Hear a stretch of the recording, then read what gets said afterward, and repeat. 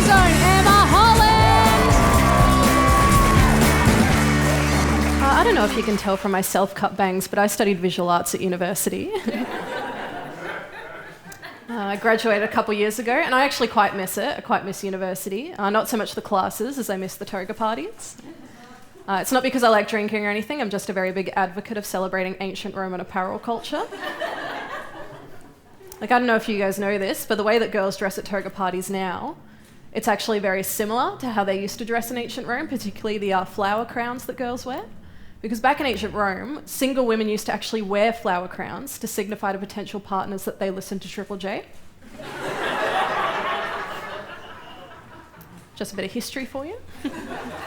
But no one in my life thinks that my visual arts degree has come in handy. I beg to differ. It has opened up a lot of doors for me financially.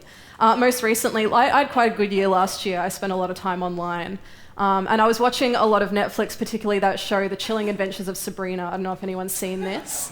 But they've basically taken what was a very nice sitcom from the early 2000s and they've made it all dark and satanic and given it this gritty reboot.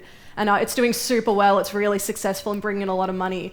And because I had a lot of time last year and I know how to use Photoshop, I've made some posters to pitch to Netflix of some shows I think could use with some gritty reboots.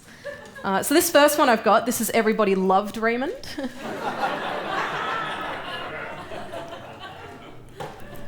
I like to think Robert has survivor's guilt. This next one, this is a nice one for the kids. Thomas the Tank Engine. Never too early to understand addiction. It's a nice story of a steamed train. We've got, this one's mostly just for me. This is Postmodernist Pat.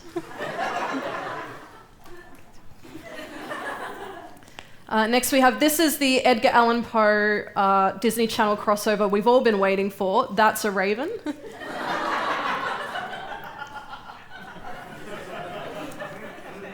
And lastly, I've come up with another Law & Order reboot. This is Law & Order SVU BWWYW.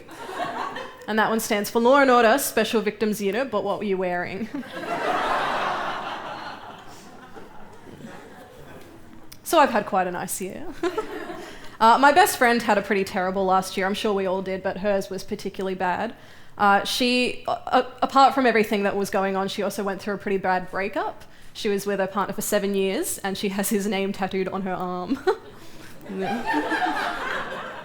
She's got this name here, and she doesn't know what to do with it, and it's not like it was a bitter breakup, because the reason they broke up was because he was ready to get married and she wasn't. So it was just one of those sad things where two people's lives don't quite align in the same way, and there was no bitterness between them. It was just a sad thing that happened.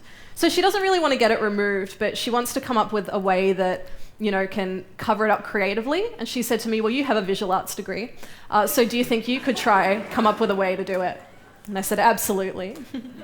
So these are some ideas I came up with for her. So this is what the tattoo looks like. It just says Will in some beautiful cursive writing. So my first idea for her was just to put 2 random dates below it.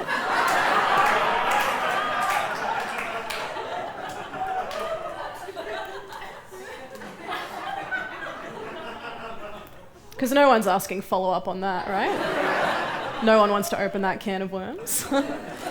She wasn't into that, thought it was a bit morbid, so I said, well, why don't we just put all your other exes' names above it?